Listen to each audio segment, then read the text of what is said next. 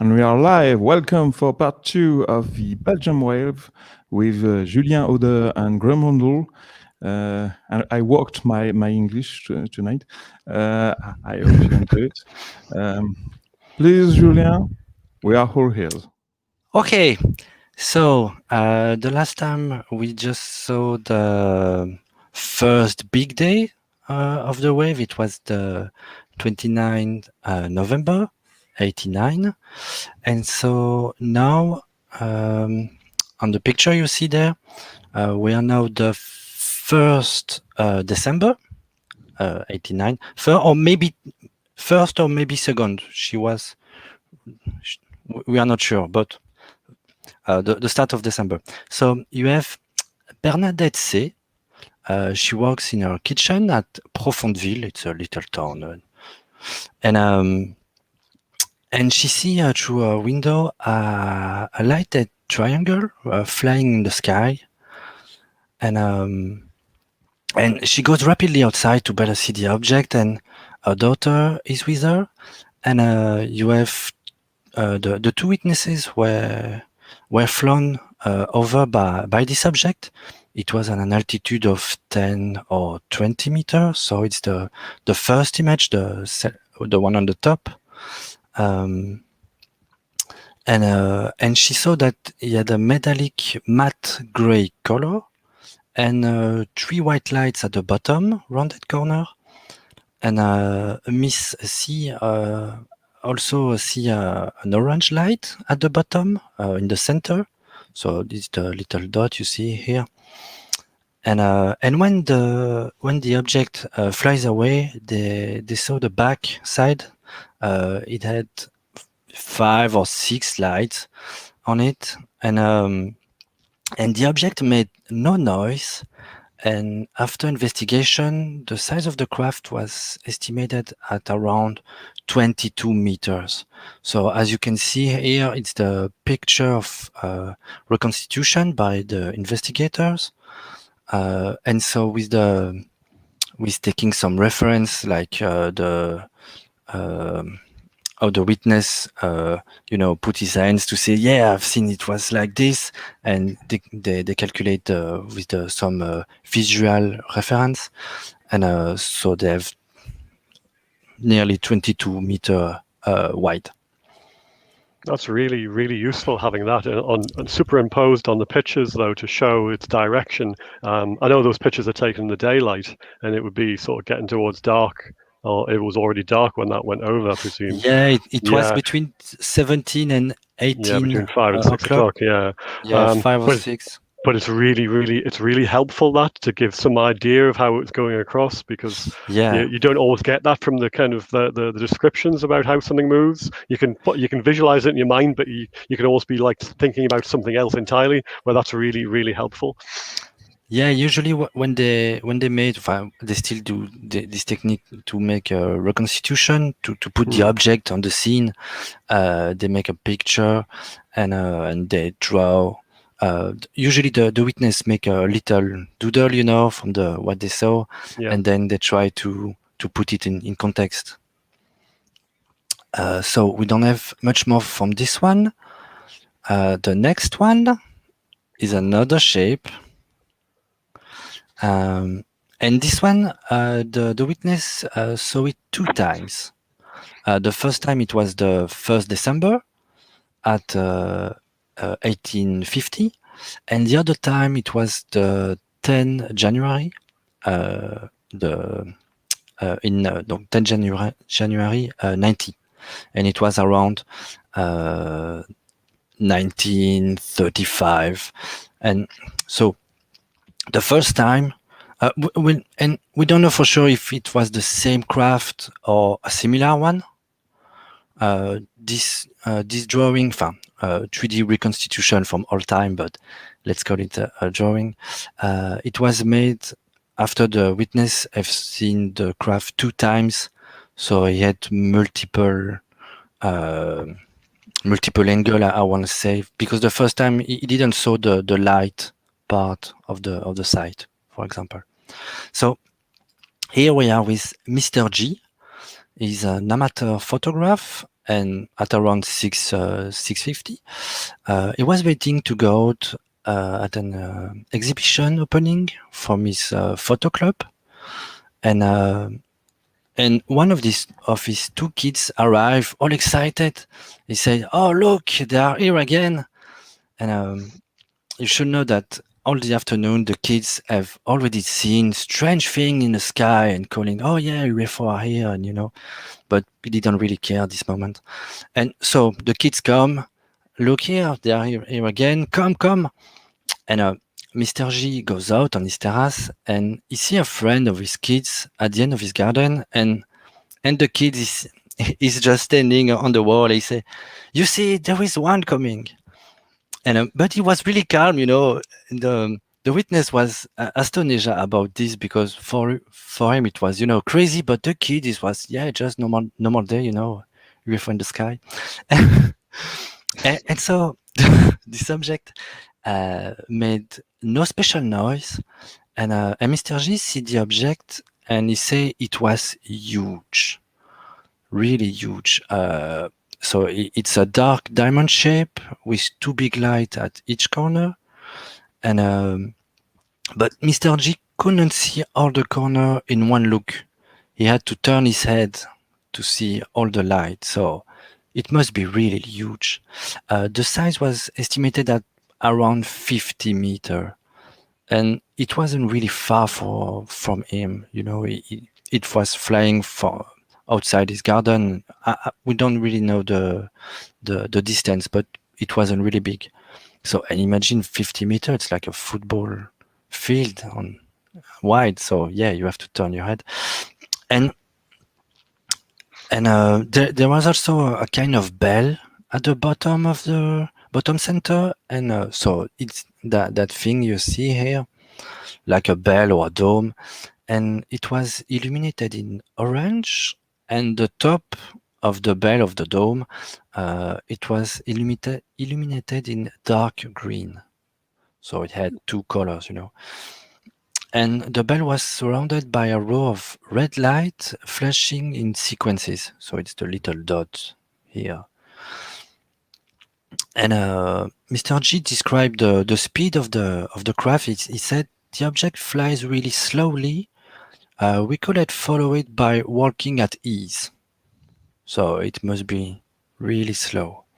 And Mr. G thought, I have a camera. I have a 100 ASA film in my camera, but he thought it was too big to be taken in one picture, and maybe he didn't have the time to take it, so he just watching, leaving the area, and sometime after, and it was starting to get dark because it was 6:50, so. I don't know if the weather was clear or cloudy, or I don't know.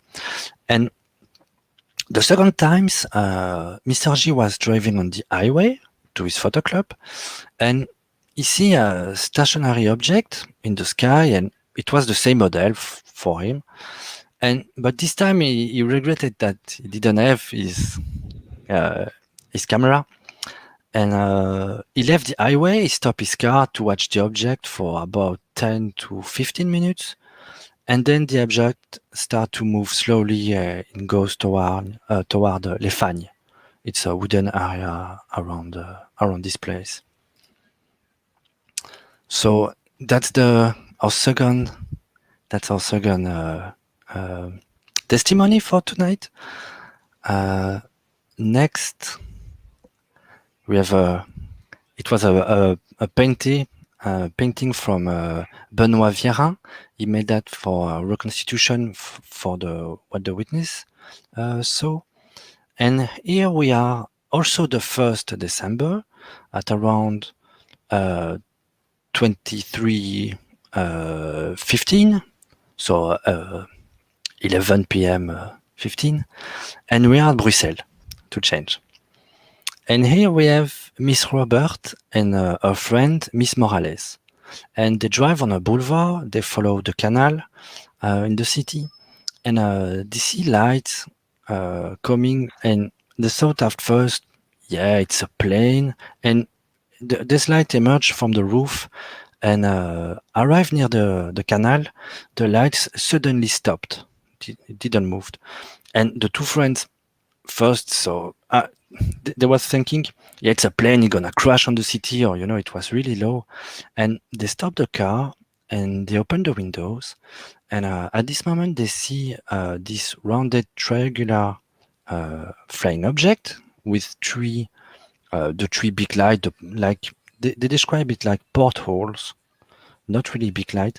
And these portholes were emanating a pale yellow glow at the bottom corner. So as you can see here, the tree light. And there is also a central conical tube diffusing a wide beam of light. So they saw the beam, and the side of the craft is made up like all around there is a red light, which they describe it like spinning. So I don't exactly know what they mean, if it's what's spinning, this way or to the top. I think it was around, And after staying stationary for about 45 seconds, the object moved some meters and then stopped again, and then accelerated very rapidly, and it disappeared behind some roof of houses. And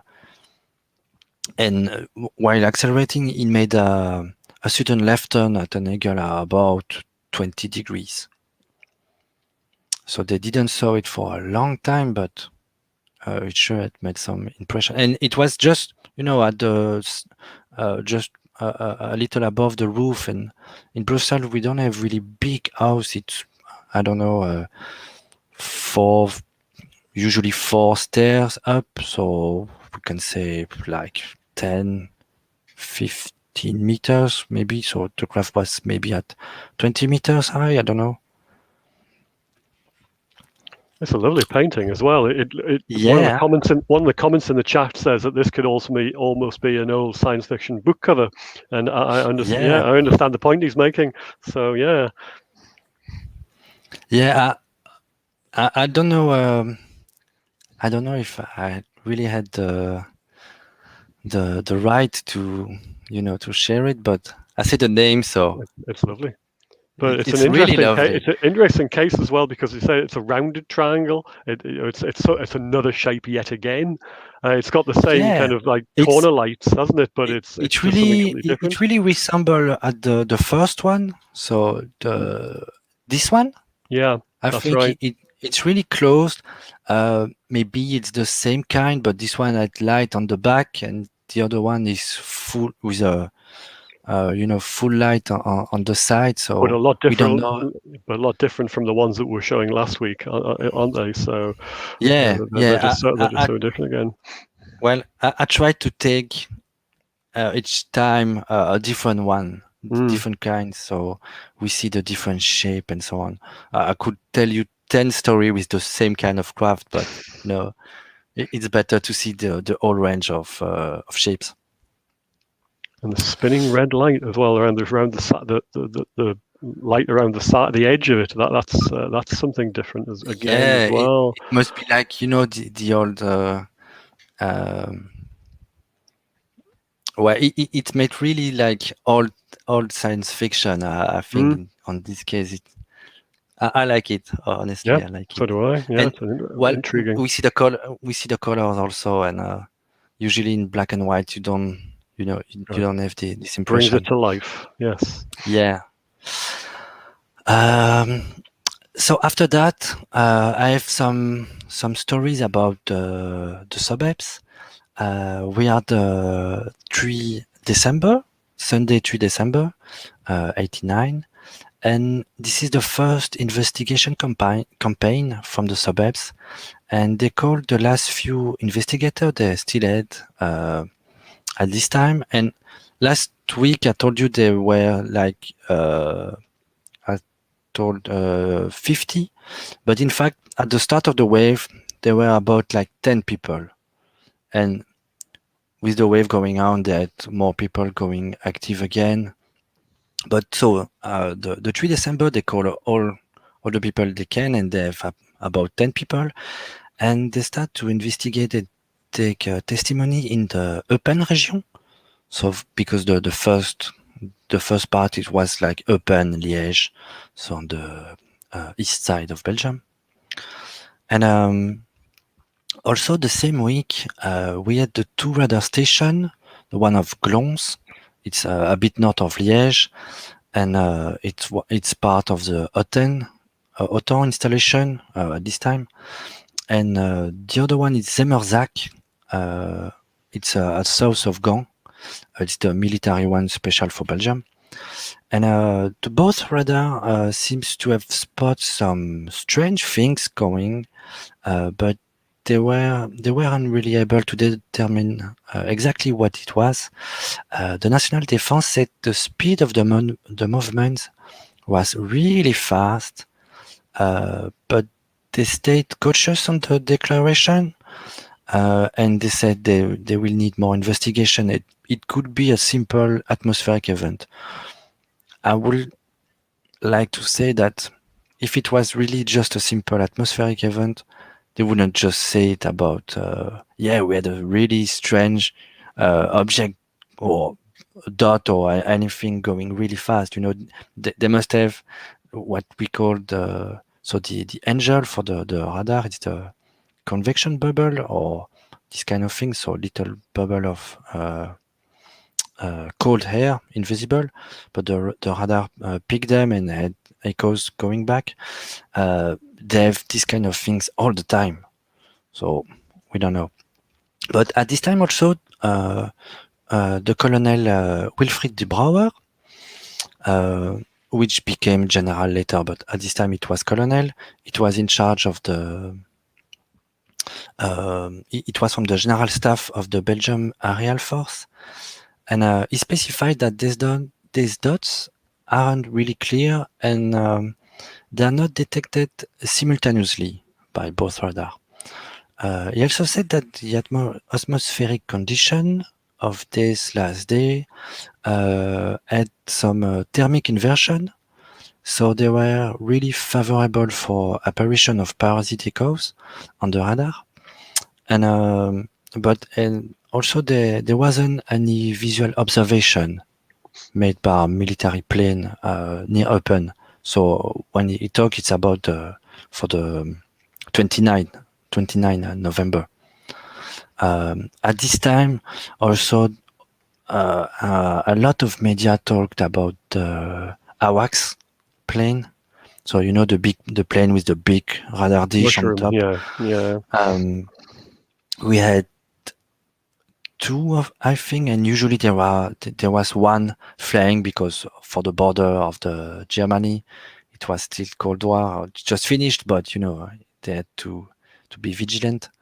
The radar station Glons was from also for this, and Wilfried de Brouwer also denied having made any military operation in this area, so Eupen and Liège, at this period.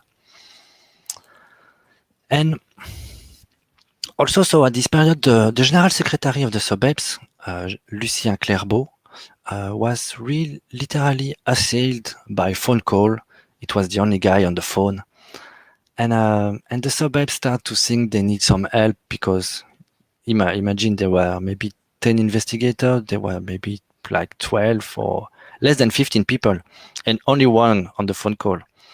And the press at this time was saying unanimously that the work of this group was really of quality and that their action was necessary. And but at this time, the SOBEP was kind of begging for the help of the rare volunteer collaborators they had. And so to get some help, the 5 December, the SOBEPS met with the head of science policy at the Ministry of the Interior. And they presented the society, they evaluated the chances to have some help, some funding for maybe another research program. But at this time, they didn't receive a negative answer, but they told them that they needed a bigger file to have any funding. So it was really not a clear no, but yeah, you can try again. We have to know in Belgium, we don't have really big funds for anything. So it's a normal response, I would say. And we don't know if it's related or no, but funny story. The next day, they received a call from the Lieutenant Colonel Rousseau. It was the head of the operation for the French-speaking gendarmerie. So it was the top head of the gendarmerie for the Wallonia. And he asked about the society, the research, activity, funding, and so on. And when the suburbs asked why or all this question, he said that the society was on the Bistel for the prime minister. So the Bistel was at this time a computer database that keeps that they keep up to date for the prime minister, so he can know everything that concerns economic, social, and military life in Belgium. So it was they were on the radar of the the government. And at the end of the week, an old member from the suburbs, it was the Maréchal des Logis chef, Serge Delporte. Maréchal des Logis will be, if you are in the infantry, it will be like a sergeant, something like that. So he worked at the gendarme, and he was affected at the service of the Lieutenant Colonel Rousseau, so the guy who called before. And he talked about the suburbs at his superiors. And he talked also about the UFO phenomenon and so on. It was from the suburbs, but he left sometime before. And so through him, the suburbs got an appointment with the head of the staff of gendarmerie. It was the 11th December in the morning. And so they meet the head of the staff and the Lieutenant Colonel Rousseau, and they explained the recent events. They explained also the methodology. And Rousseau seems really interested and willing to help. He said that he wanted to ask the gendarmerie to communicate the UFO testimonies they received to the suburbs. It was just an idea at this moment. So we are in the morning. Yeah? And the suburbs was really happy about that, and they started to hope that they could really become the link between the authority and the witnesses. You have to know, though, so at this time they were just a little group of people. They had no fund, no really governmental access or anything. So it's just the start of the story. And the afternoon of this 11th December, the Lieutenant Colonel Rousseau sent a telex. A telex is a telegram exchange. It was an old tech. It was automated telegraph communication. There were a lot of these in the 80s. It was before internet for the young people. And so he sent a telex at all the French-speaking gendarme brigade, and he gave them the number of the automatic responder of the suburbs. But in fact, the suburbs had some day before the appointment, the suburbs had ordered an automatic responder, and it was at their expense, and it wasn't cheap at this time. And he had to be delivered the 12th December, so the next day. And unfortunately, the night between the 12th and the 13th December, at least 5 brigades tried in vain because the machine wasn't set up yet to communicate with the suburbs. And the next day, the Lieutenant Colonel Rousseau called them. He is furious. He said, "Yeah, it's your first big failure," and so on. And but and so they immediately set up the automatic responder, and to be sure that it worked correctly, the Maréchal des Logis Delporte stayed at the night at the office. He slept on a cot next to the telephone, ready in case of, but of course, nobody called. Typical. Yeah, typical, you know. And in fact, we have here the second big day in the UFO wave. It started 11 December, so the day when they were meeting the Lieutenant Colonel Rousseau. And as usual, the witness don't call the same day, you know, they call the day after, or maybe because they have to be sure, and you know. So here we have a map of this day. I've put a new one because for the non-Belgian people, you know where it is. So here we have Liège. So you have Liège here. You have Namur. Namur, we are here. Last week, I made some kind of mistake. Belgian friends make joke on me. Between Charleroi and Liège, you don't have 40 kilometers. It's more like 100 kilometers. You know. So anyway, not a lot, but still. And so this day you had nearly you had a lot of sighting, you know, in all this region of the Belgium, so the central region.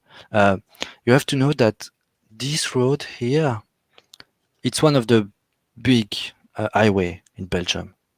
So this road is really light. You have also this one. It's really lighted. And yeah, so we are at Esneux. It's near Liège. So on the east side of Belgium. Yeah, another shape.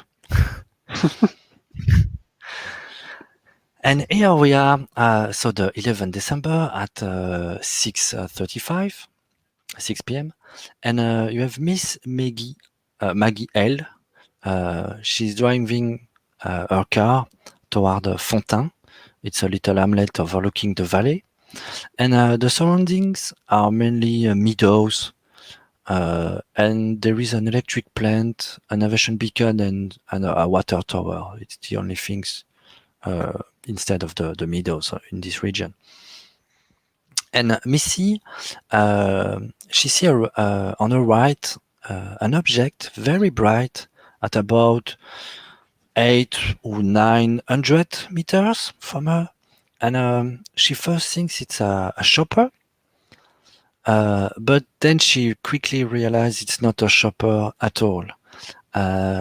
First, she sees the front and the shape. So it's the left side.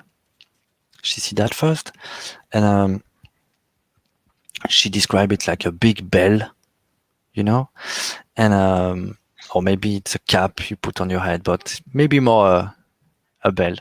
And there is and the base, it's perfectly horizontal, flying horizontally. And the base has 3 big white lights, and there is also a row of 3 red illuminated porthole on the front. So this little window, we can say maybe. And there is a row of several red, orange, and white blue lights that flash alternately. So these little dots here. And because of the traffic and the road, she can't stop her car at this moment. And so she continued to observe this object flying slowly for about 1 minute. And then she goes at her house, and some minutes later, she goes out, walk her dogs in the Fontaine meadows, and she see again this, let's call it an UFO. And at this time, it's really low on the horizon.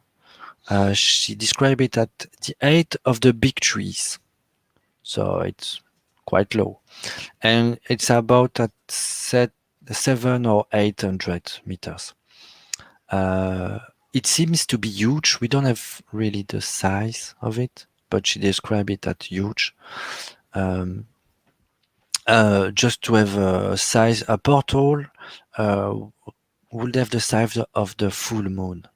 So one of the window here was the size of the full moon. Anyway, we don't have the size of the full moon at this time, so I can tell you exactly the size. But it must be at least 10 meters, maybe, I don't know. It was an object of 2-3 meters wide. And she see the side this time, so this on the right side here, and she described it like a helmet for speed cycling, you know. And the object still flies slowly and without making any noise. And the two lights, so one on the front and so the one on the front and one on the back, emit bright white beams toward the ground, and one of these beams seems to have some kind of fog around it. And she observed this object for about 5 minutes before it disappears by banking while making a slightly circular trajectory from the southeast to the northwest. And a dog usually was really he frolic in the meadows, you know, like any dog. But this night, the dog stayed next to his mistress. So it was maybe afraid, or we don't know. And there is another sighting in this area of a big object flying low in the sky. It had also red light, and it was reported the same night. And it was flying at 400 meters from the witness and an altitude of 150 meters high. We don't know if it's the same object, something else, but it was in the region. There had a lot of report that night. So yeah, this one is kind of funny, you know. And again, when you look at the object from different angle, it's not the same, you know. On the front it was like a bell, and on the side it had a really different shape. So food for thought. The next one, I made a little, let's call it, reconstruction of the map, because you can't read that. It's in the Namur, just close to Namur. So it's in the middle of Belgium, I would say. And we had several testimonies in the region between Mazy and Salsigne. So Mazy, it's here, and Salsigne is where it is on this map. So in the region, you know. So it's in the Namur region, Namur province. And this night, this region, so you have the highway here. It's a big highway. It's the E41. So it's an highway that crosses the countries. And we had a lot of testimonies on both sides of this highway.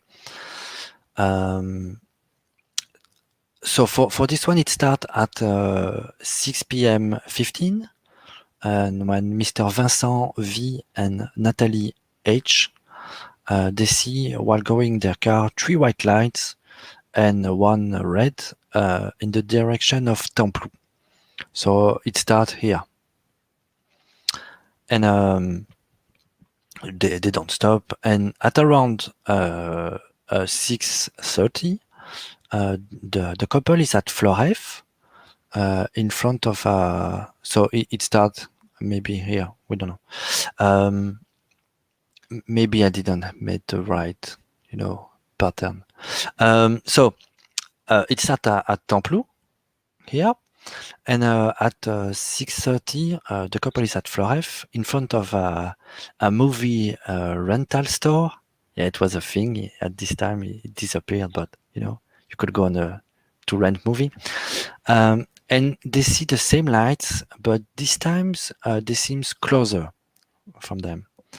And then the couple goes quickly to the young man's parent home to grab a camera. And at around 6:45, they stop their car near Templou again, in an open field, and they observe this strange stationary light. So the object wasn't moving at all this time, nearly. And by the time Vincent V take a picture of this light have become a tiny dot in the sky, started to move. And at around 6:50, the couple go on a hunt and they continue the pursuit and they go towards Sombref. Sombref, do we see it on this map? No, we don't see it on the map. It's in the neighborhood. And so they go towards Sombref, and they stop at a red light, and they see the flying object at around 2 kilometers further, and it seems to fly over Mazy. So Mazy, it's here. And the couple then drive on a dirt road to follow and observe the light. So yeah, they were really, on the hunt. And they stopped next to a golf field, and there they see the object itself. And so we can see here this is the doodle from the drawing from the witness. Here you have a reconstitution by the investigator, and also here you have a better reconstitution drawing from the suburbs. So they are on a golf field, and they see the object, and so it was a huge triangular isocell triangle, and they describe it like making a very pleasant and melodious noise. So to change this time, it made some good noise, we could say. Vincent estimated its wingspan at about, I think they mean length, at about 50 meters. But Nathalie estimated at the size of 2 football fields side by side. So we can say the size is between 50 and 100 meters. We don't know for sure, but I mean, it must be huge. We had also, if you remember the first night, someone also saw a big isocell triangle. It was about 70 meters long. So maybe, we don't know if it's the same kind of craft, or we don't know exactly. But Nathalie said it was so big that the golf field was too small if it wanted to land on it. And usually a golf field, it's quite huge. And this object was flying slowly in the sky with big white lights, so at each corner, and a bigger orange LED light in the center. And he had a dark gray metallic color. Usually they all seems to have this dark gray metallic color. And during the observation, Vincent took several pictures, but they showed nothing interesting, really nothing. And at one point, it showed his underside when he turned around the couple.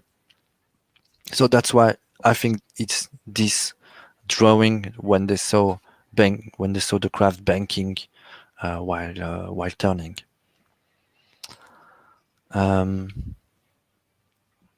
So yeah, for once they were pursuing it. I have another one from the same day. It's a Wasmuel. It's Wasmuel. It's Hainaut province. It's near Mons, so we are more on the west side. So at first you had east side, then Namur it's center, and Mons on the west side. And here we are so the same day, 11 December, it's between 7 p.m. 15 and 7:30, and Mr. N come out of his parent house, and when he turn on his car, he see a moving object emitting lights in the sky at about 200 meters of altitude, and at 20 meters from him, so it was nearly vertically from him.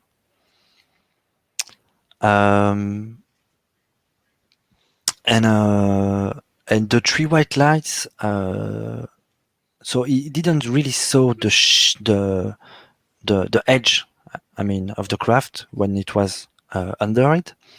There is three white lights that delimit a triangle, and there is also a central red light. And there are also three little lights that flash intermittently. It was green, yellow, red. So it's those one, this and this. And he described it was the front of the craft. And there is flashing yellow lights at the back corner. So here. And he couldn't really see the edge of the object, and the object was moving at around 30 kilometers and had a matte gray color. He described it like zinc, I don't know in English. And when the object went further, he could see the kind of dome on top of it.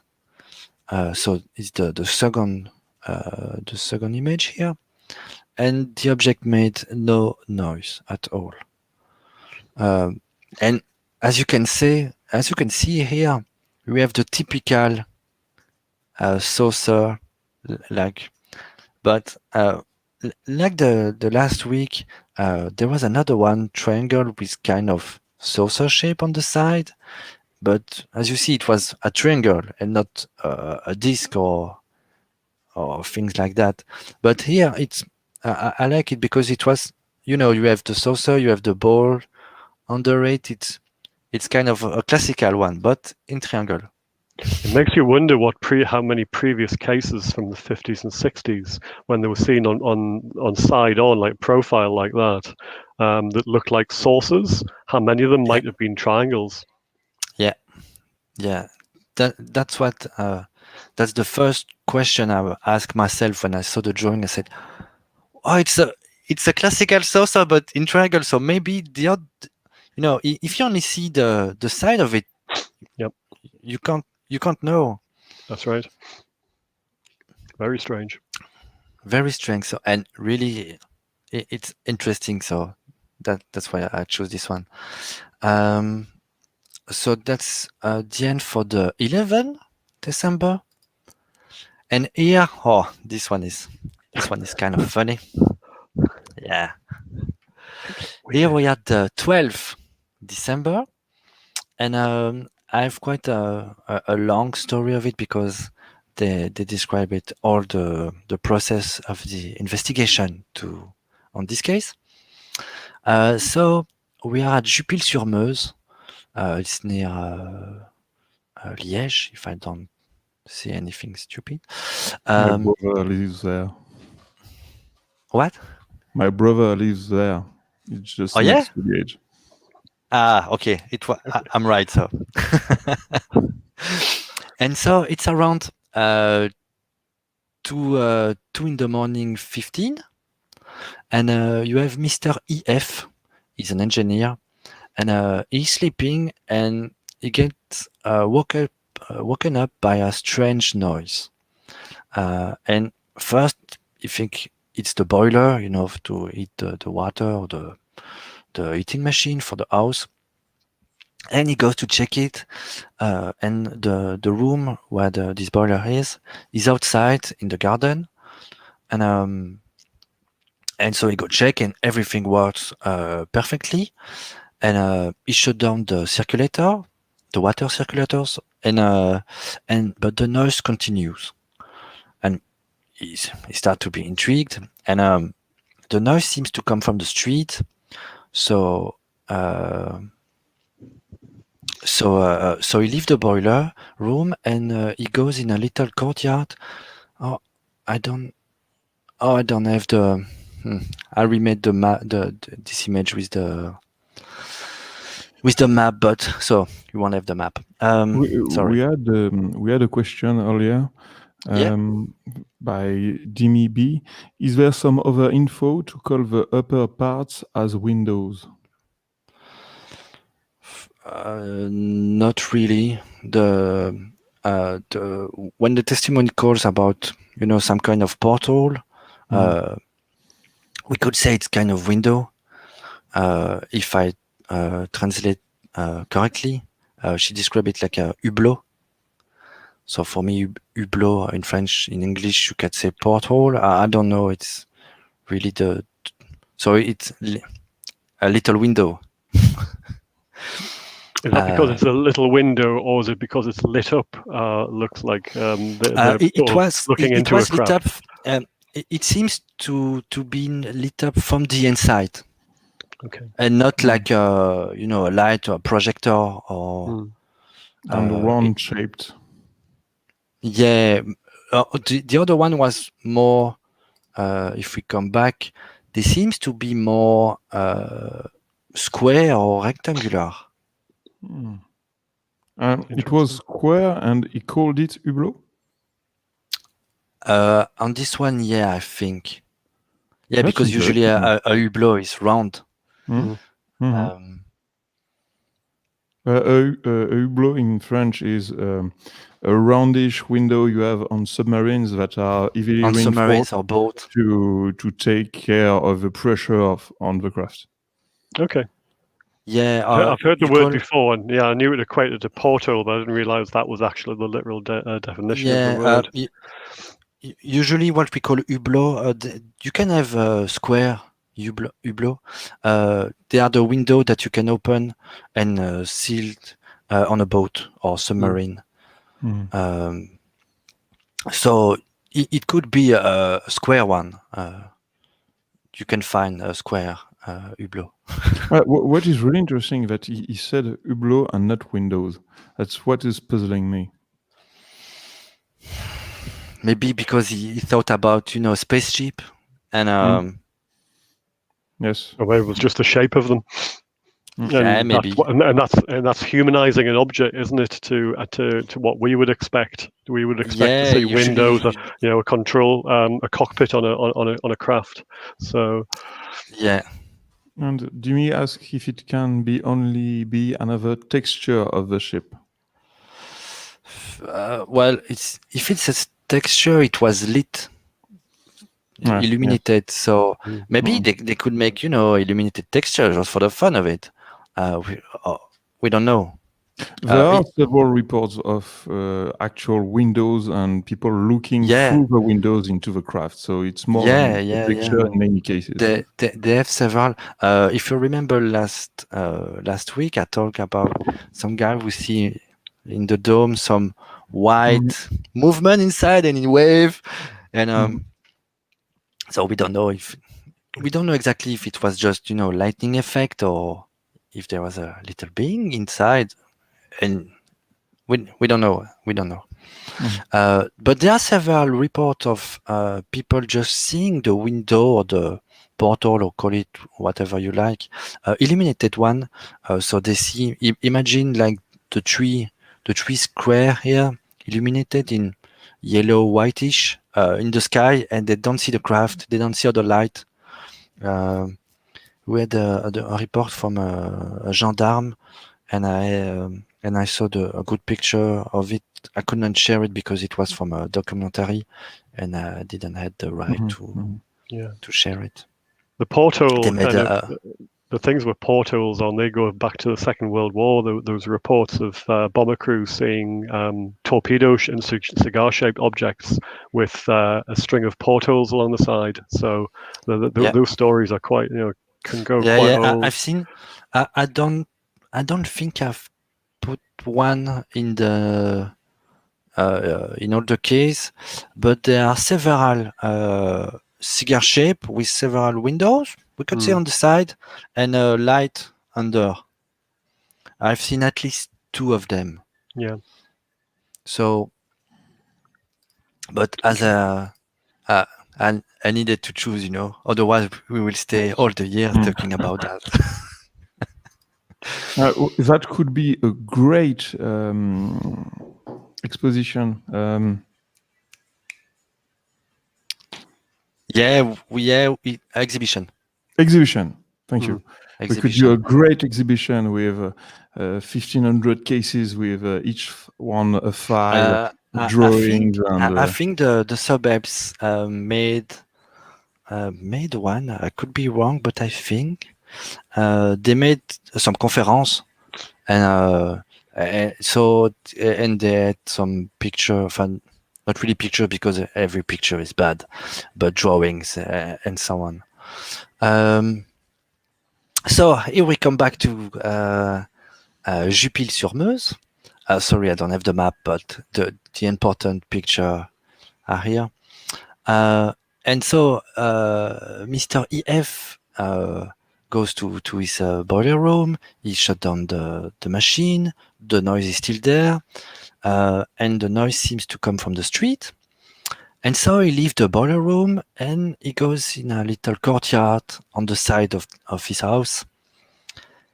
And there he sees a part of a really strange object. The other part is hidden by a little wall, so he will go after to better see it. And he goes toward the street to have a better view, and he hides behind a little wall, you know, because he's a little scared. And there you see all the object. This object was at around 80 meters from him. It was at 10 meters from the ground, and it was partially above the street and partially above a garden. And he was leaning on a fir, so a kind of tree, and this tree bent under the pressure of the object. And so you see this strange looking egg, and there is a front non-illuminated window. So here I describe it a window, and there were an LED light on this window. It was metallic matte gray. Describe it like a sandblasted car body before being repainted. It was an engineer in automobile, so he made a lot of reference about cars. And there is an horizontal groove that surrounds the entire object with small lights of bluish and reddish glow. So this is imagine here it's a groove with all the little light. And there is also a fixed empennage at each side, and so this strange wing. That's very weird. Yeah, wing or a paddle. Yes. Yeah, it seems like a paddle, but fixed. Yeah. Yeah. If you imagine they can go underwater, it makes perfect sense. Yeah. But they seems, if they can go underwater, they seems to don't care about being in the water, in the sky, or in the space. So why a little paddle, you know? Yes, but they don't have any shape. They have the aesthetic of UFO ships is globally the same, with sleek edges, and you understand that if it's in a fluid environment, it could be pretty sturdy in that environment. Yeah, but it's nearly the only one I ever saw with this kind of protuberance. At first, it's really weird. Yeah. And so it has also three protuberance arranged in a triangle shape under the craft. So here do you see the little box here? It wasn't in line. It was like in a triangle, and And these were housing projector, but at first the projector they didn't make any light. And he said that the outlines, the edge of the craft, weren't really clear. It was like an object behind a translucent screen. So, and it's in the street.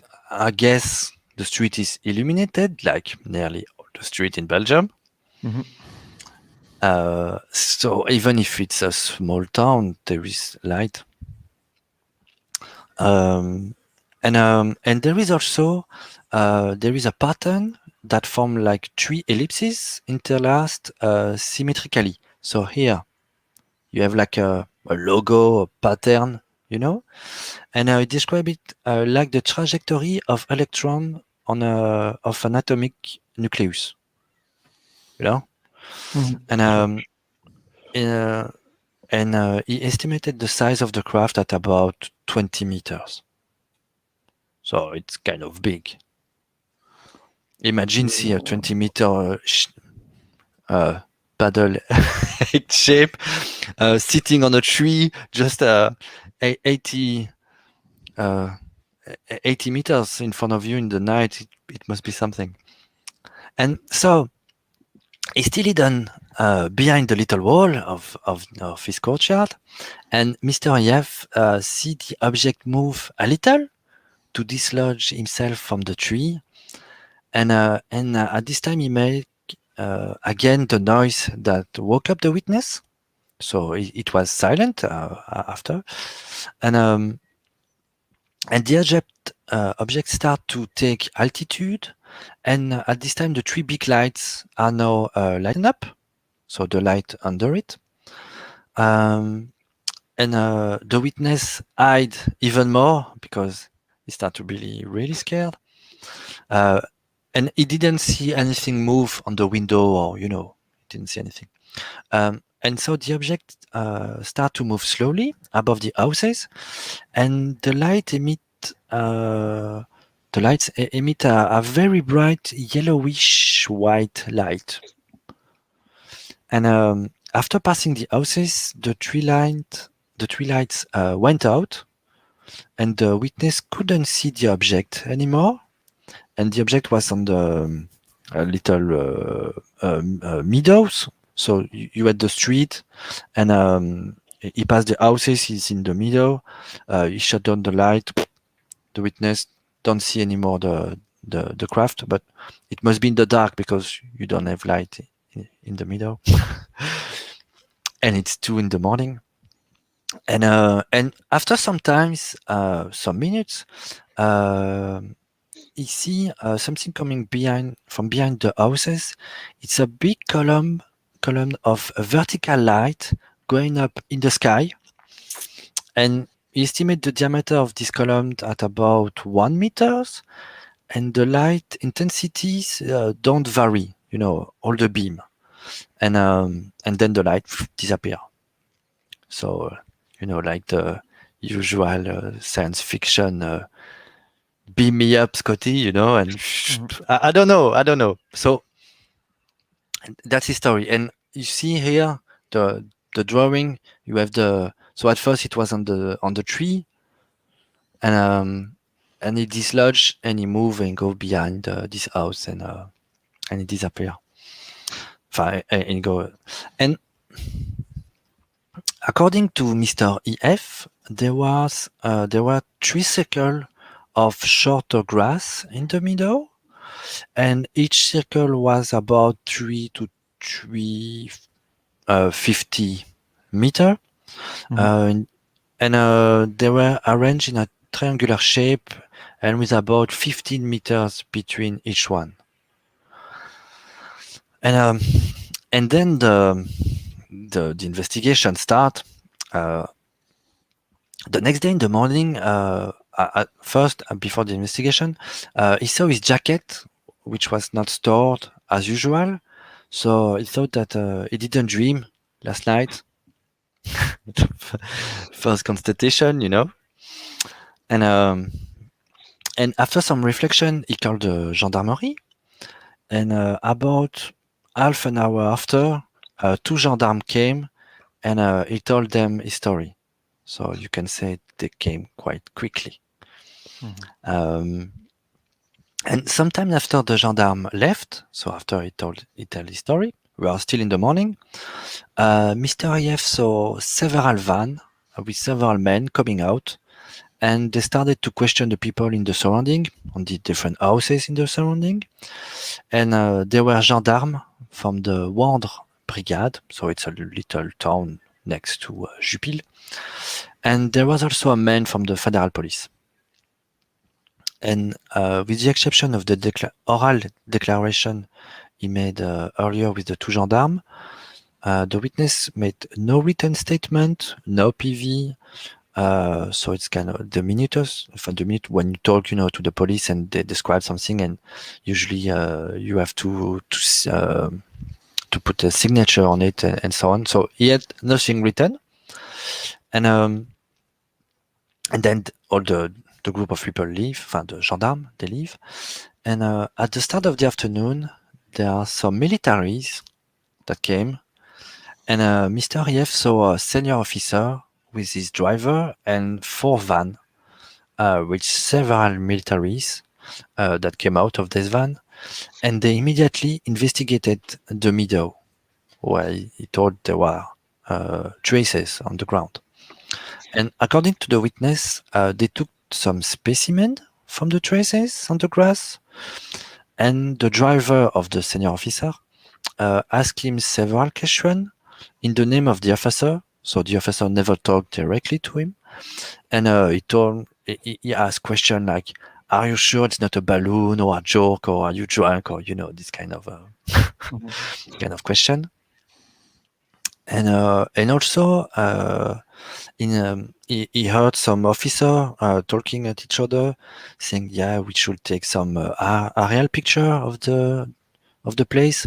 And so in the evening, Mr. EF saw a chopper flying around, and it's certain he had taken some aerial picture. So that's for the investigation from the government.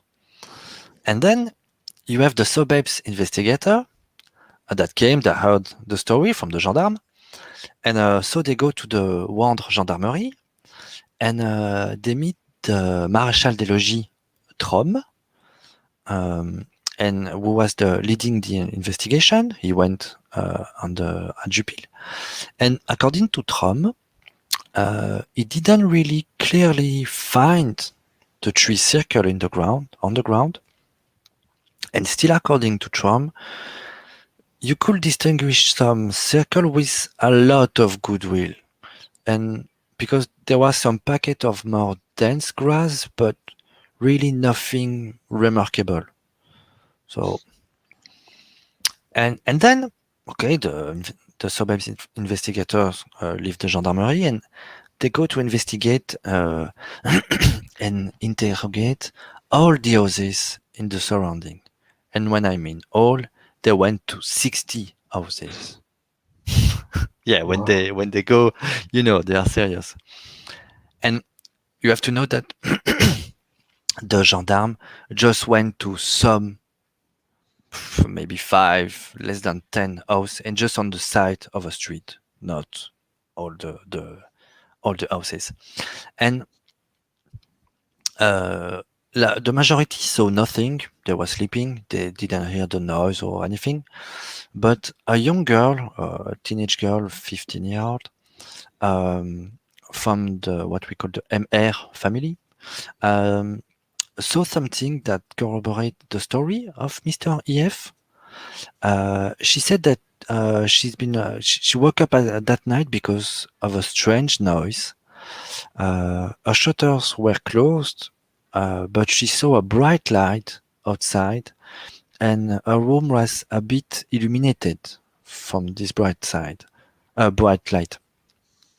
And she first thought that her parents were awake, but it was not the case, and she supposed it was around 2 in the morning. And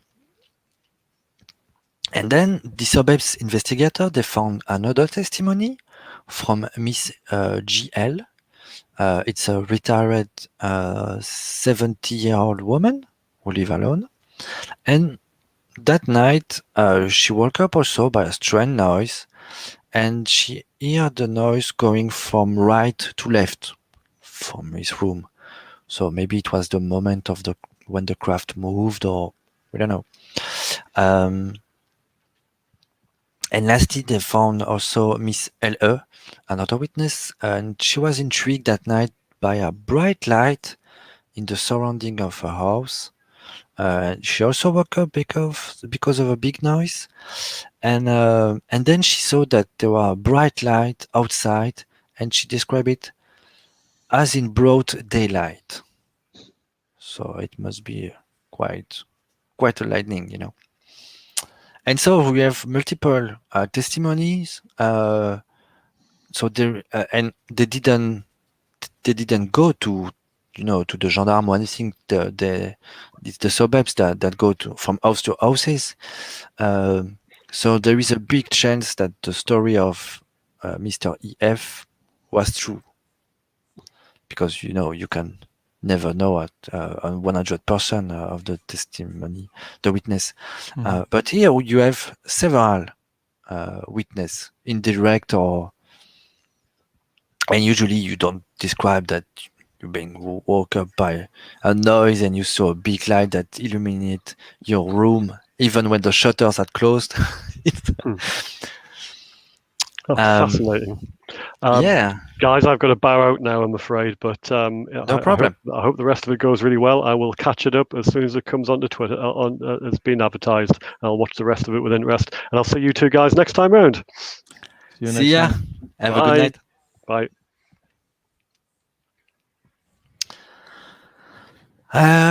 So next I was talking about conference from the suburbs, and I have some questions for you. Yeah. Based on your reading of all the materials you saw. Yeah.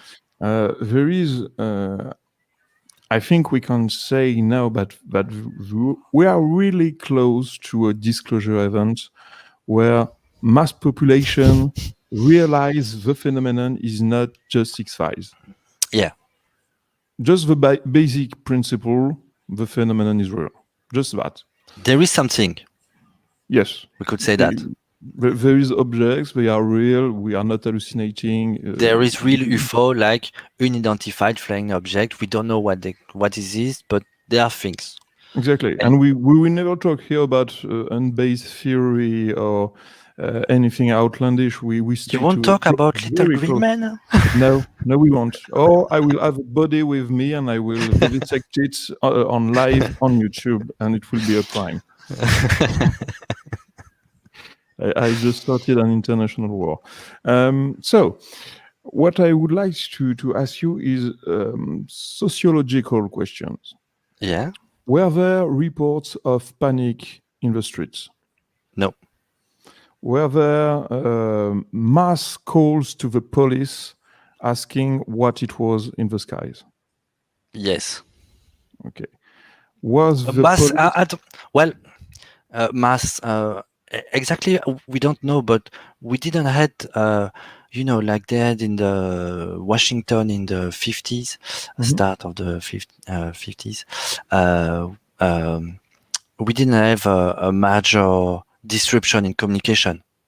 If it's what you mean, we had a lot of people calling the gendarmerie and so on to testimony or to ask questions and so on, but it wasn't like, oh, crazy, it's the end of the world and everyone is calling, and it was not like that. There was numerous calls, but the system wasn't overloaded. Yes. Okay. As I understand.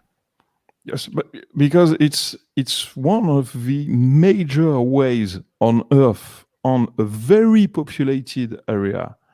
For example, in the United States, when they have a wave, they shoot at it.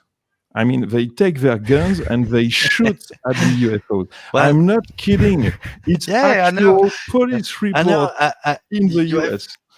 You have several stories. You have the famous Battle of LA, or in the 40s, 42, I think. and Yes. they shoot something in the sky. You have great. You have several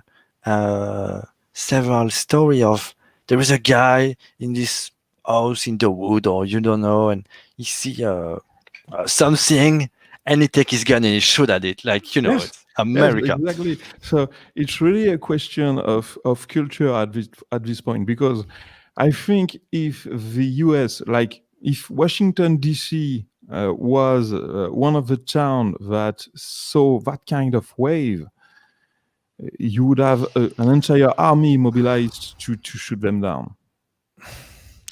Maybe not. We I don't. let you expand. Yeah, I don't know. I don't know. When you look at the Phoenix case, so it's Phoenix. It was in the 90s, middle 90s. I don't remember the date exactly. 97, I think. You had a big, at least 94. I have a doubt. I will check. Go ahead. Yeah, you had a big, like boomerang shape object hovering over the city, and I mean Phoenix. It's huge in comparison of Belgium City, And they had thousands of people seeing that, and 97. 97. Oh, good memory for me. Maybe a bit of luck, and and they didn't have the army, allegedly. But did the gendarmerie? You had a case last episode where two gendarmes tried to intercept one. Did they shot at it? No. No, of course not. So in the US, I have at least 3 reports where, in the exact same situation, they shot at it. Yeah, well, I would like to say we don't shoot a lot of things in Belgium. It's not in the culture. Yeah, sure, you have police and gendarmes shooting at people. It's their job. Kind of when they are bad people, but but it's not the Far West, here. It's really interesting because the UFO phenomena is amongst the few completely independent phenomenon on Earth that all humans can be submitted to. It's neutral to humans. Yeah. Every UFO can cross any country it wants, and the culture of each population reacts depending on its own codes. Yeah, and I think, well, hypothetically, if they come from space, because we are nothing sure about that, but imagine if they come from space, or they can move around the Earth really in space, we could say. When they come, they see light. And usually you have a lot of testimony here in Belgium at midday or in the night. I don't know why they don't like the sun. There is something. But in Belgium, they seems to be really intrigued by our illuminated roads. I don't know why. My only theory about that is it's an exception. It's that at this time it was nearly an exception in Europe. Yeah, you have the big cities, but all the road you can see the Belgium, the shape. Maybe Japan. Maybe. Yeah, maybe Japan. But they had a lot of cases in the 90s. They had a lot of cases. Yeah. In Europe, I think we have a lot of cases, but not as Belgium. But I think every country was visited, we could say. And imagine if you come from, you are an astronaut, you go to another planet, and first you want to know, the species living there. Still, hypothetically, if they come from, it's completely and how to know how the species function, what are the social action they do? Who are the leaders? Who are the faction? What is if they have economy? This kind of questions, how to solve that. And that's one thing you were talking about disclosure before in the United States, and usually you see people saying, "Yeah, why don't they just land in front of the White House, just to say, hey, we are here?" And it's a typical American expression because I think they think in some way they are the center of the world. But if you come from another planet, if you are seeing us from America, you must know first the White House. It's only one country. It's not the center, the major power of the world. They could land in Moscow. They could land in Brussels if you talk about the European Union. There are landing reports in Moscow. There is. There are. And you were talking about shooting. There is at least one story of a plane shoot down an UFO. So yeah, they have also a lot of stories about USO, so unidentified submerged objects, because they have a lot of submerged. I derailed you from your presentation, but I think no. I really enjoy your perspective on that based on the material you've seen. The things I must remind everybody, you still, you must be open on the subject, but you still be really skeptical and don't go crazy about it. There is a lot of facts that we don't understand, but there is a lot of things we don't understand. The physics only explain 4% of the universe, so we know nothing. We just know that we know nothing. And you should be, we still need to be careful, to don't go on wild hypotheses and don't transform this hypothesis in theory without any real scientific fact. Exactly. The only real scientific fact that we know is that we don't know. There is something we don't know what it is. That's the only thing we could say. No, that's why I really enjoy this report. They are the most accurate things we can have. Yeah, and when I have analyzed the suburbs, and they're saying it multiple times, the aim of this group is not to prove that the little green men are real or the UFO are. They try to objectively and scientifically understand the problem, not to prove anything. Of course, there were. I'm sure there were inside the group people believe that they are extraterrestrial being and so on. For myself, I'm totally sure we don't are alone in the universe. We can't be the only, I will say, thinking species in the universe. Only on Earth you can see there is dolphins and other animals, also thinking, and so we can't be alone. And the big question is, are they coming here? So we can't say, but we can't.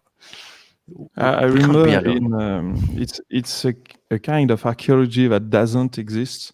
It's cephalopods, because they don't leave traces when they die. So we are not really sure what existed in that genre of species back in the day. So it's always intriguing to see that today they are among the smartest animals on Earth, and we have absolutely no trace of them before, because they have no bones, they have no they can gather. And they don't bury their dead, so we don't know. They just eat them, Yes. Maybe there is a Cthulhu cult somewhere. It's a real question. Yeah. And when you talk about cephalopod, we can go. There are some theories about some crazy theories about maybe they don't come from Earth because their brain system is really different from everything else. well, I won't go on this subject. I don't believe that because I don't you I don't believe you have people making crazy theories all the time. So that's why I'm saying you must be really cautious about the research and stay objective on it, or you can go really wild.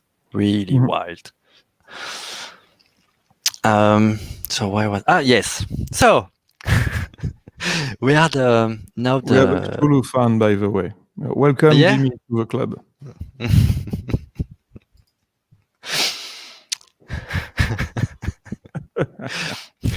In the old ruins of Riley sleeps Cthulhu.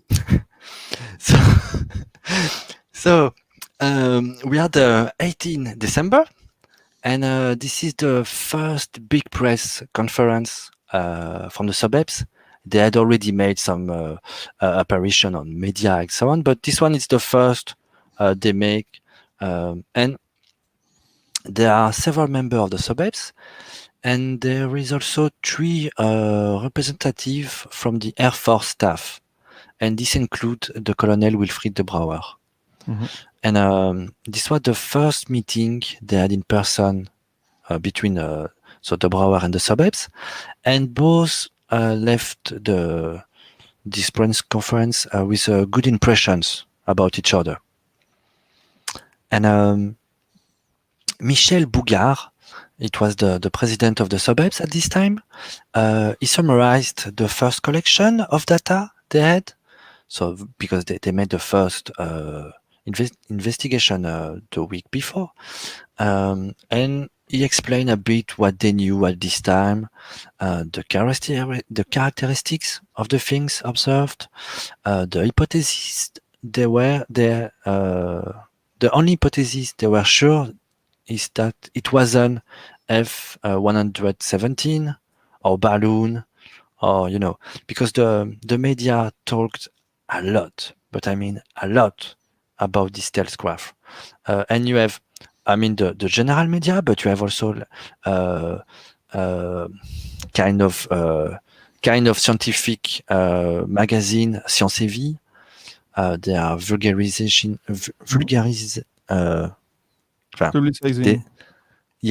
The science, and they made like awful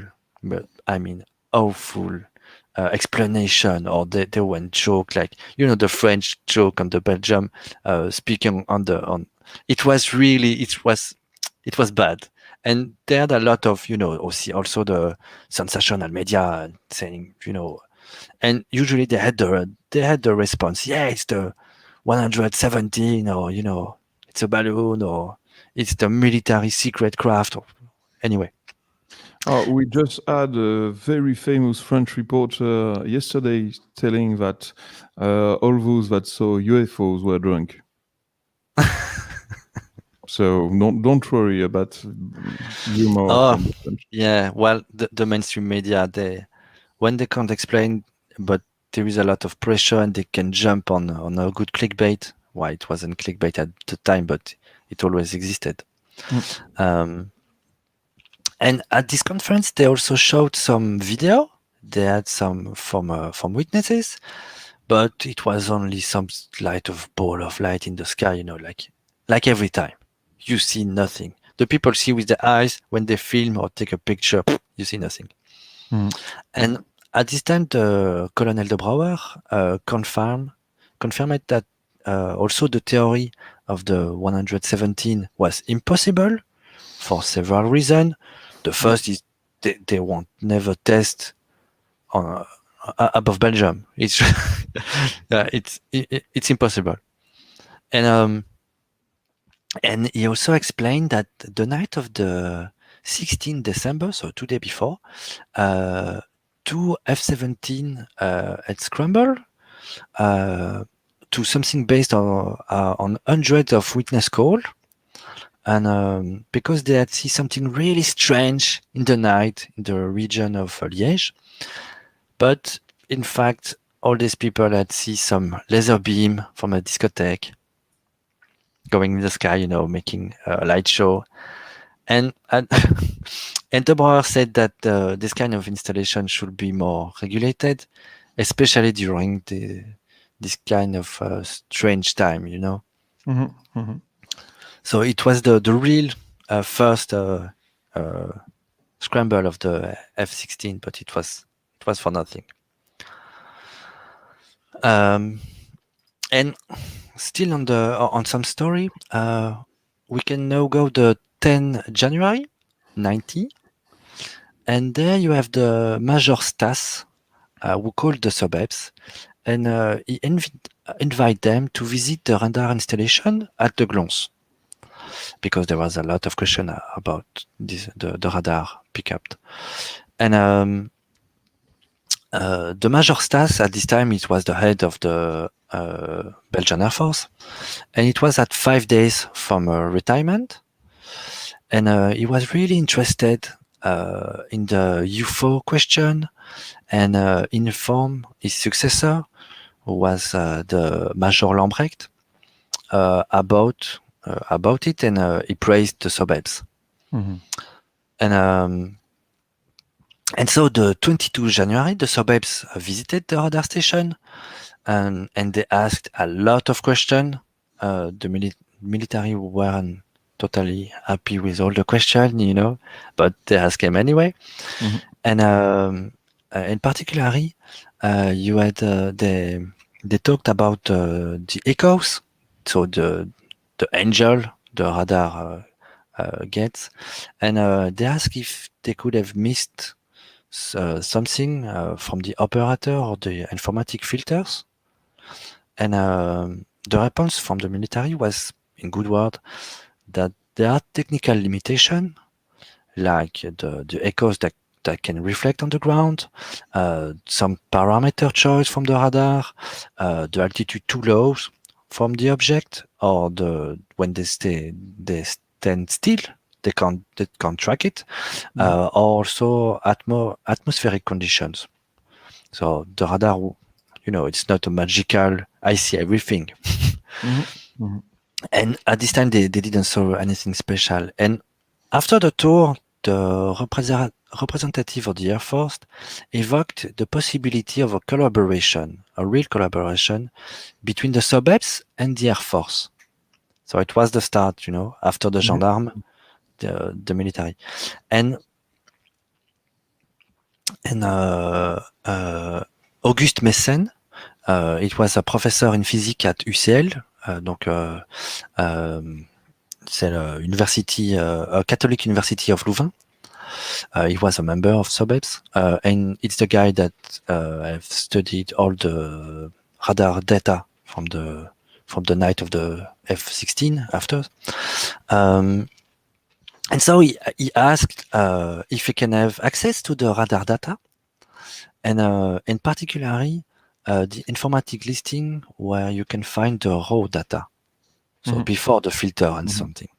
You know, it's a professor in physics, so he wants to know. We must explain, in modern radars, if you activate them, you see everything. They are just so good that you can actually see every little bird in the air. So they have built-in filters to cancel out everything that can't be a plane. So if it's too slow or too fast, you just erase it from the screen, but not in the raw data.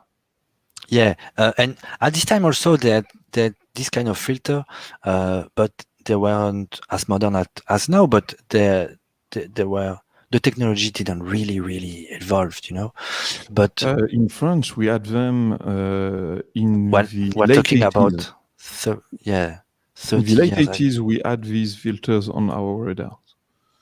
Yeah, and so he asked for the raw data to have, you know, everything they had, and Major Lambrecht said it's impossible to put some staff on this task. You know, Belgium, we don't have a lot of money. Everybody works a lot. Yeah, sure. So he can't put some staff on it, but he told that the Sobebs should be really precise in the demand, and if they make some and if they limit to some 5 cases, they could maybe do something. is still open to collaborate with the suburbs, and the suburbs will have to contact the Minister of National Defense and explain the project and ask for collaboration with the Air Force. It's not it's a military major. He can't decide. It's the politic upstairs that can say. And so the suburbs made the letter to the Minister of Defense, and it was the real beginning of the collaboration between the suburbs and the military. Mm-hmm. Well, that's what I'm trying to reproduce in France at least, and if in Europe, if I can do it, because on the base principle, groundwork is really expensive. When you need to interview hundreds of people, look them up, search them, conduct the interviews, concentrate the data afterwards, it's just extremely expensive to do that at such a scale. At such a scale, and you need to have a professional investigator. Yes. In fact, it's more difficult than just the police when they go to you call when I don't know, when somebody has robbed your house or your car, anything. It's quite simple. They just take what you say, they make you sign, and they don't. And you have upstairs, sometimes they search and so on, but here you have a lot of things to consider, because it's kind of a strange fringe things that comes, and so first you need to ask, is the testimony say the truth? It's the same for the police, but here we are talking about an UFO, not someone who robbed your house. No, you need to be really precise. When you ask, you must make the good question so you don't influence the testimony, because sometimes the witness, they don't really remember. But if you say, did you see a triangle? I saw a triangle. Instead, you must ask, what did you saw? This kind of, and so you have to have. It's not cheap. I want to say it's not cheap, and this is one of the reasons these still don't exist. We have already tried in Belgium. I don't have the exact date. I can try to find it, but we had Mr. Elio Di Rupo. He was the first minister from Belgium some years ago, but when in 1991 he was a minister. He was a European deputy, and so we are in the middle of the wave. Yes, exactly. And he asked in the European Commission to create an European Commission to investigate really and have funding, because you know that, for example, the suburbs, they have no funding at all. It's all free work, and all these guys, they have a job, and sometimes really serious. Like, they are professor in university, and so when they go, they go on the free times, and usually they pay to do that. So we have already tried with the European Commission. It was dismissed at this time. They were on total. They didn't say no, it's impossible. They say it's possible, but we don't have money. We don't. No, that's why we take these deep dives, because people are most interested in cases, but they must realize the amount of work it requested to the teams on the ground to get to that point of accuracy. It's mad. It's mad. Just here, imagine if there's 1,500 cases, you put like 10 hours per report, not case, report. So they have more cases than that. You have 10 hours. You have so for the total, you have 15,000 hours of work. It's in 4 years. But anyway, it's massive. Yes, it's massive. Yes. These men, they work like crazy, really. And it's and €500,000 in salaries if you need, not spent. imagine you need to pay that. And $500,000 in fact, easily. we should pay that, so the people can really search. They can really search the, because when the people search for free, here, the suburbs, they are dead serious on the subject, but there are a lot of group of ufologists, and they are not really all objective or dead serious or scientific in the research. Mhm. And while they don't have any control of what they do because they do it on free time. And so if we had really, like in the scientific world, people making data, other people that can verify the data, it will be another story. Exactly. And we have things that we don't understand in the sky. That's not it's a fact. Mhm. We don't, the hypothesis is where they come from. Are they made from Earth? Do we make them? Is this the Nazi Fourth Reich? Is this the little green man, or the Anunnaki? If you take the ancient alien idea, or you have a lot of, we don't know. People want to say explanations before investigating cases. Yeah, it doesn't work like that. Science doesn't work like that. Science doesn't work like that. Science, you need to do things kind of boringly, I would say. But every scientific will hate me for saying that. But no, they will agree. For every scientist I talk to, the vast amount of his work is really boring. Well, some like it. So for the common Joe, it's boring, or we could say that. But it's the fundamental. You must do the job. You must be able to reproduce it in some kind of way. That's the first step of science. Mm-hmm. But to reproduce a sighting, for example, you need to have to cite it. And you can cancel biases by using statistical analysis afterwards, and counteract the biases that can still act afterwards. So there are several ways of dealing with it. You can, but for the statistic, you need a great number.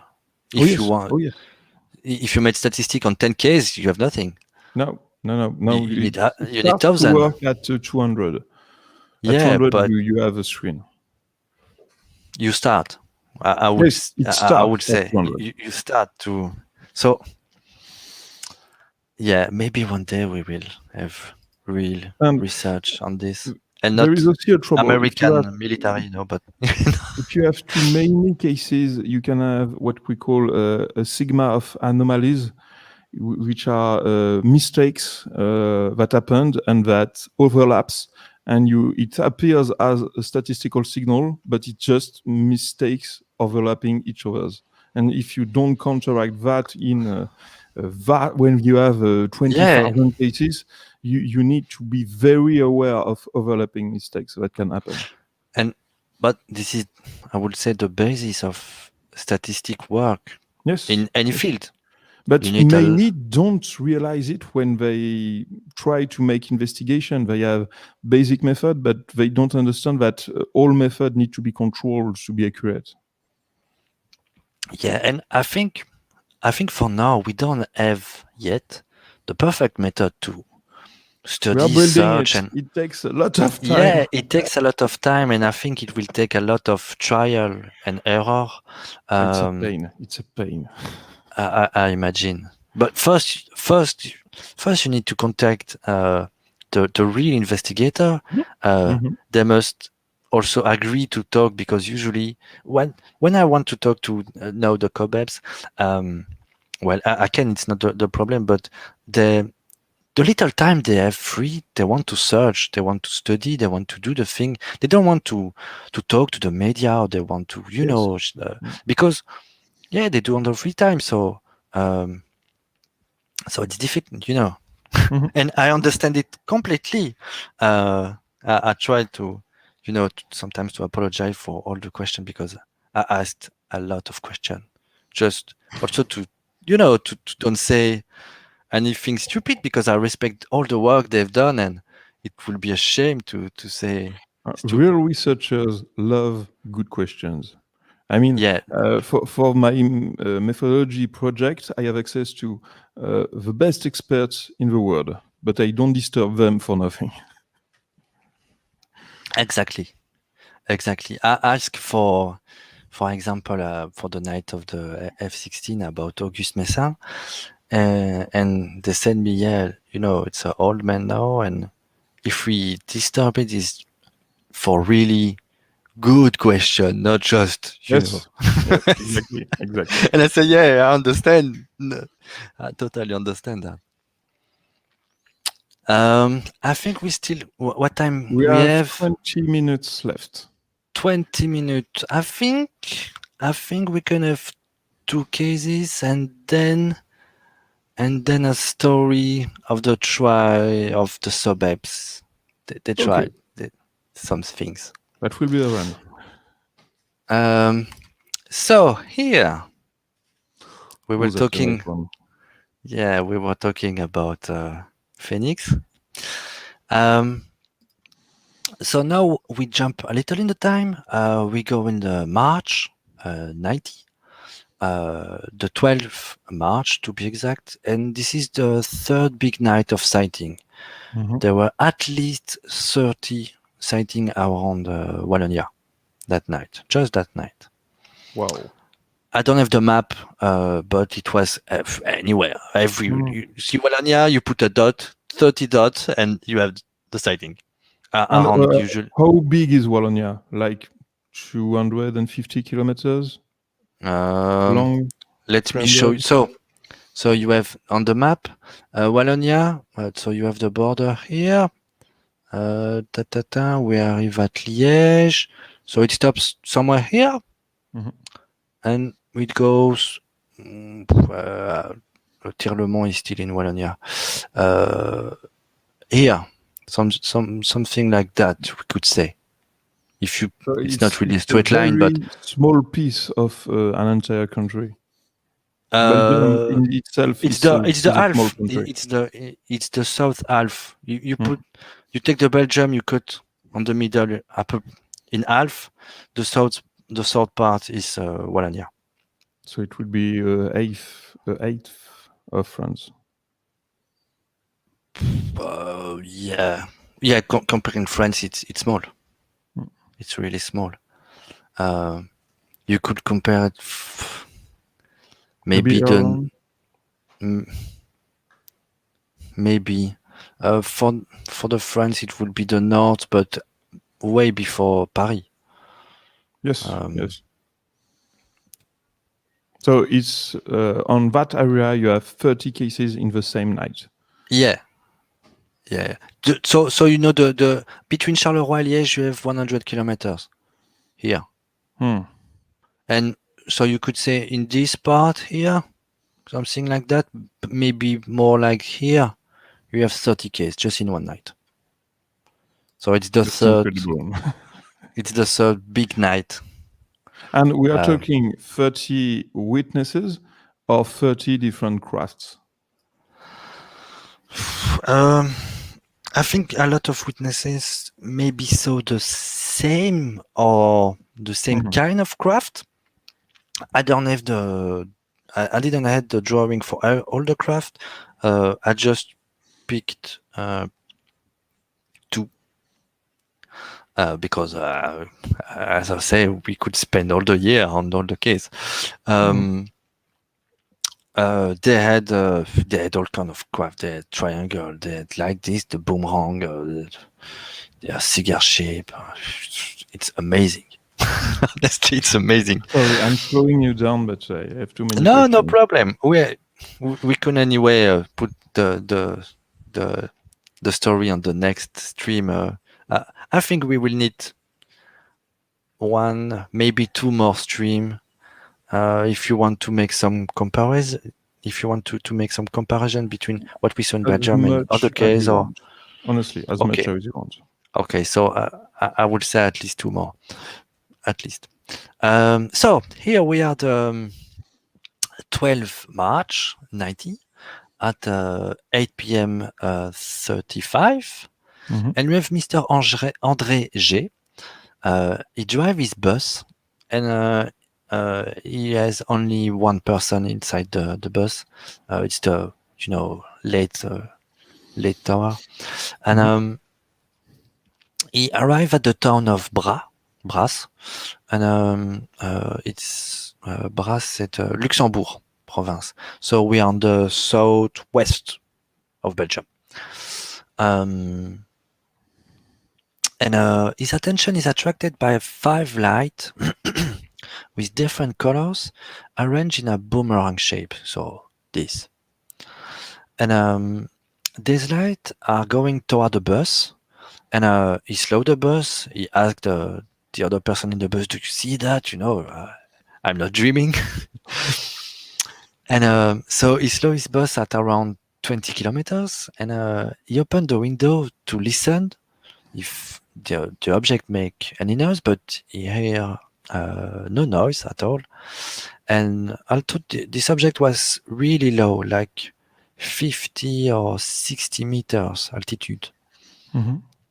and the object skimmed the trees, and another one followed, and it was about 50 meters behind this one, the same.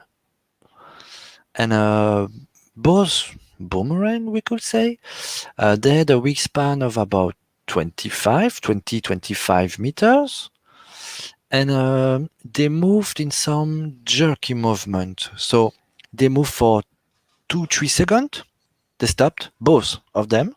Mhm. They move 2-3 seconds, they stop, they move 2-3, and so on. And so it wasn't, a fluid movement, but the both information have done that. Did they touch the top of the trees? I don't know.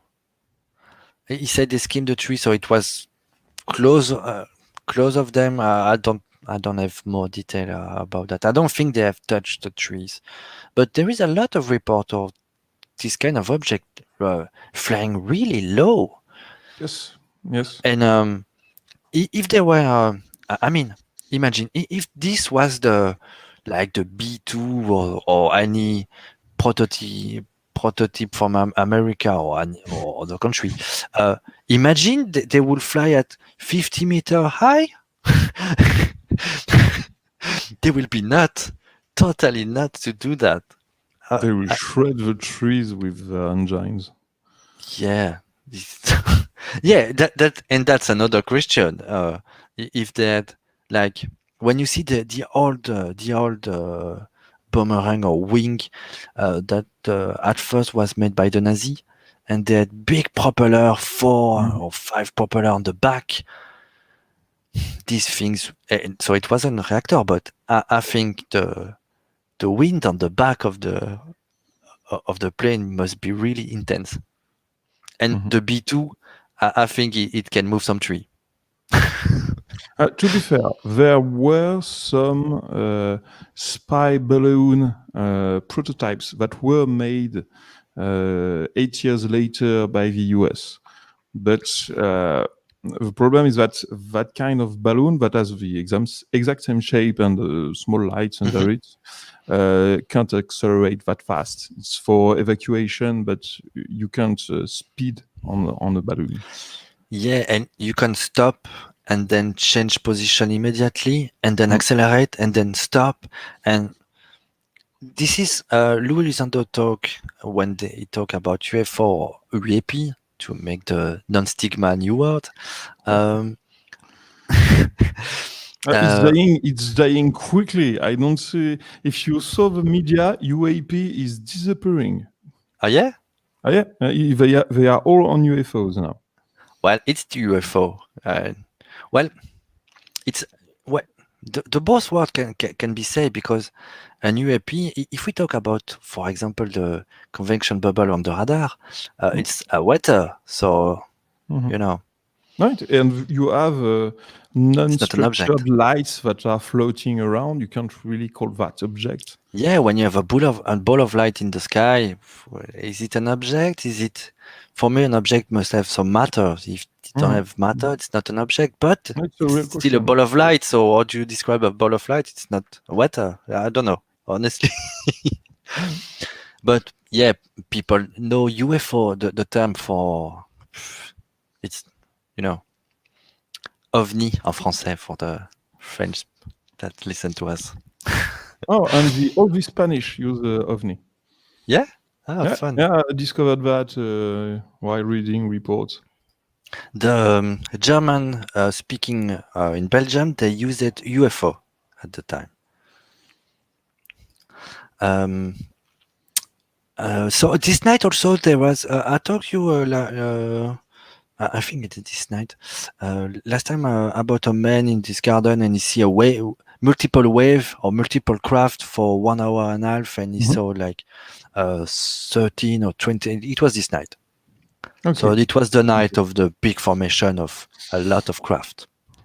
I'm not 100% sure about it was this night for this guy, but I'm pretty sure. Another question, I'm sorry, but don't hesitate. The GPS coordinates of the position that were spotted? Well, there wasn't any GPS at this time.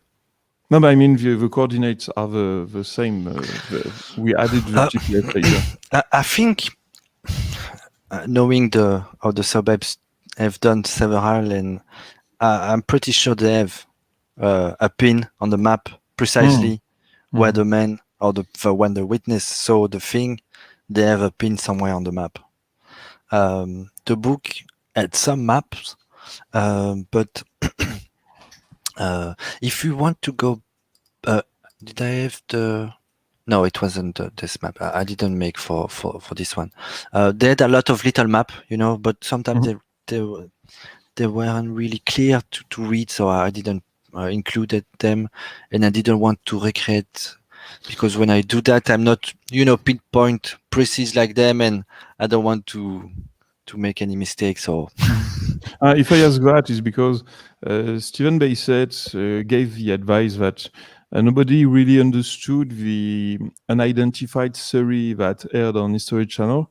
So I took the time to watch it entirely and take notes, and there is little gems inside it that nobody took on that are really interesting. And one of them is an intelligence officer and Christopher Mellon agreeing that the behavior of UFOs is really similar to something making a very accurate mapping process of an area. So maybe by looking at the area they are looking, we can understand why they're here. Maybe.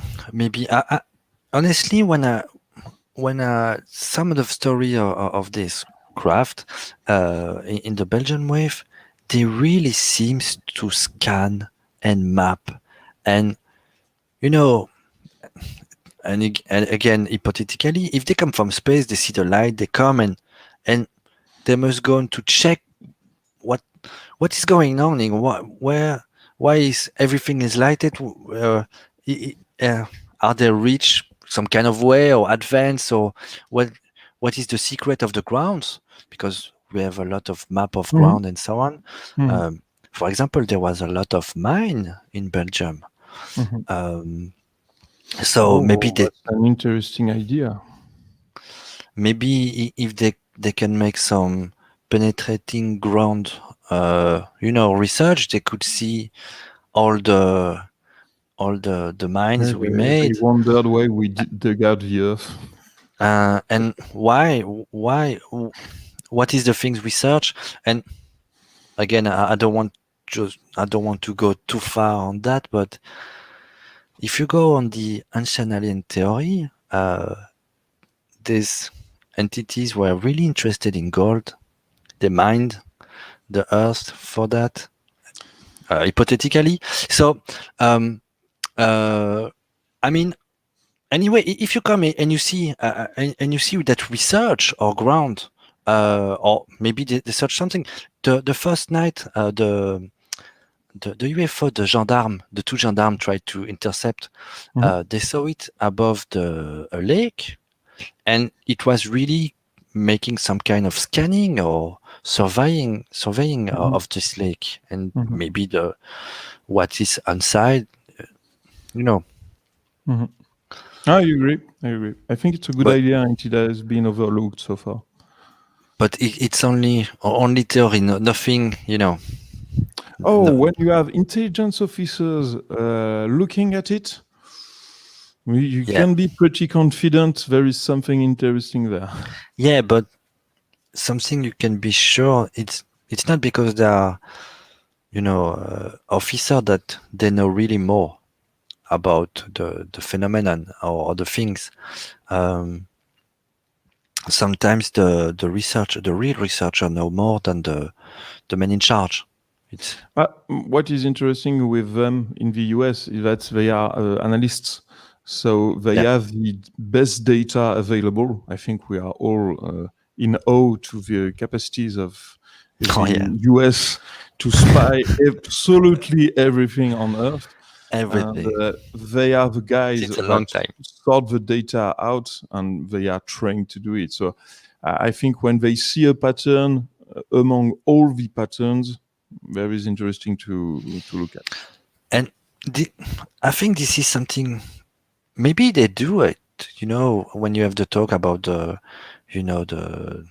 Black Project and things so on going on in the state, and people want the real disclosure it will not happen this month, you can be sure about that. But I think they have a lot of data and cases that you had never heard. I'm sure it. And so we were talking about statistic.